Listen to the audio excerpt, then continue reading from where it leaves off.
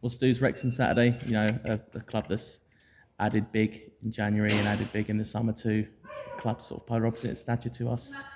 Where do you even begin to start with their team?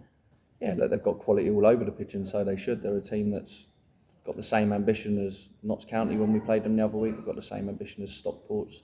There's 5 or 6 of them that really want to get out this division, and they are the Football League club. So, you know, they're bringing 900 fans. They've sold out their allocation for the away fans. We've just got to make sure now that we make it as hostile as possible from the home fans. Like, the atmosphere on Saturday is probably one of the best that I've ever experienced. The fans were unbelievable from minute 1 to the 90th minute. And when you come away from the game and take all the emotions away from it, it's just unbelievable. And the fans, the way they supported us and got behind us, and it did drive the lads on to get the result that we did get on Saturday.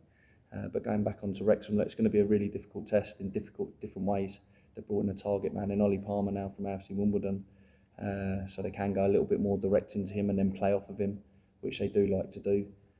So yeah, look, it's going to be a tough test, but it's one that we're looking forward to.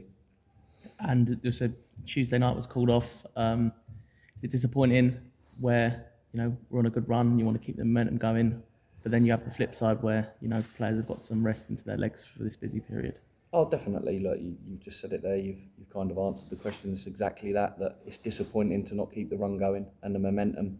It would have been a really tough game. Maidenhead have really picked up. I went and watched them last weekend when our game was off against Eastleigh, and they were good, well organised, and they deserved their point, if not probably a little bit more on the overall of the game. They hit the post twice when they were leading 1-0.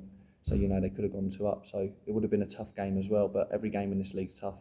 We're just solely focused now on Wrexham, preparing for that.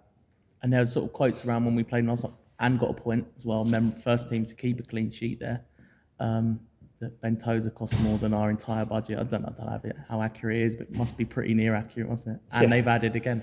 Yeah, look, that's just the ambition of this league, and that's what it's a league that, you know, that we're in now, and we're here on merit, and we're going into games like this, and we've got to make sure that we make a good account of ourselves. We've been competitive all season. We went to Wrexham away and we had a game plan, and it worked. We got a good point, a really good point up there, and we played really well. We've got to make sure that we're on it. We need every player on it, and that's not just the starting 11, that's the whole squad, the subs and everyone have got to be on it when they come on the pitch, and they're needed in games like this. So everyone's got to be at the top of their game. And so we have apparently there's a strong chance of Ryan Reynolds visiting. He's not got 6 points against his local rivals though, as he is a manager, so, you know. No, yeah, look, there's some club in what they're trying to do off the pitch, with their owners and the managers being very well backed in trying to get this club out of the division, but it's not an easy division. I went and watched Stockport versus Bromley the other night, and they're probably the best team that I've seen this year. And Bromley are good, we know they're good, they're physical, and Stockport were just different class. So look, there's some tough teams in this division, and Wrexham are one of them. And then sort of going back to Wrexham again, where do you think maybe it has gone wrong for them? This not so gone wrong because they're still in the chase, but, you know, with the money they spent, they should be right at the top, shouldn't they? Do you think it's probably they've added too much? No, I don't. I just don't think there's any given right, no matter how much you spend within this league, that there's a given right to be up the top of the league. Like Boreham Wood this season have been in unbelievable form, and they've put themselves right in the mix to be in a title race, and they deserve to be. They've kept something like 16 clean sheets within the league, and that's incredible.